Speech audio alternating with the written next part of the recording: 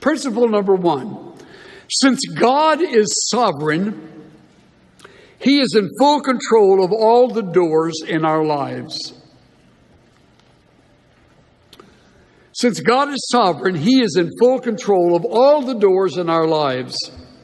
The implication here is obvious. You and I are not. There's great comfort in knowing that God is God and we are not. If He's in charge of the doors, we are not. He is in full control of opening and closing doors. Here's the second principle.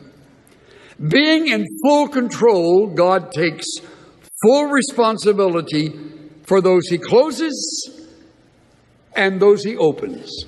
It's not your responsibility. It's His. So I would say to you who tend to be really creative in your disobedience, give up prying closed doors. Stop banging on them. Stop trying to bargain with God. After all these years of walking with you, you would think at least you'd let me go and do what I thought I should be doing. Lord, what are you up to? None of that, please. Don't throw a pity party. No one will come. Leave it with God. If the door is closed, accept the closed door. Stop lamenting it. It's closed. He's taking full responsibility.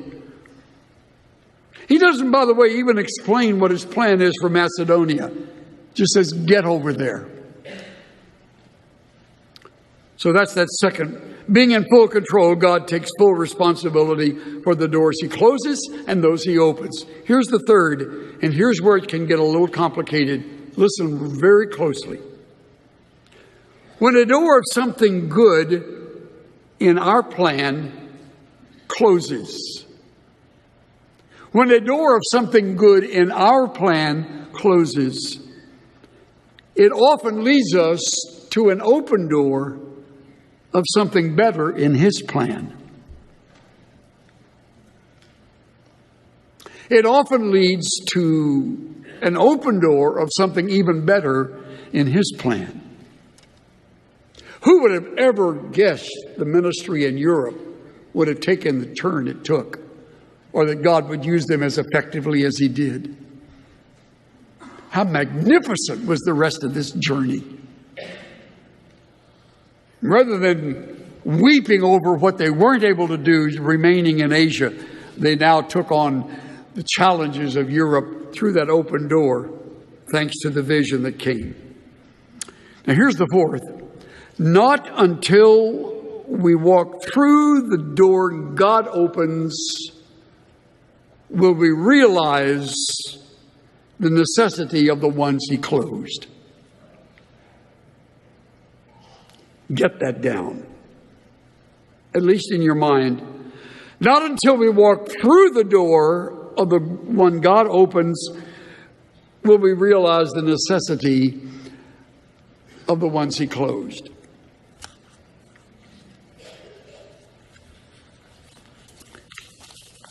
I hope you are ready for, if you are at that closed door, I hope you are ready for a surprising open door.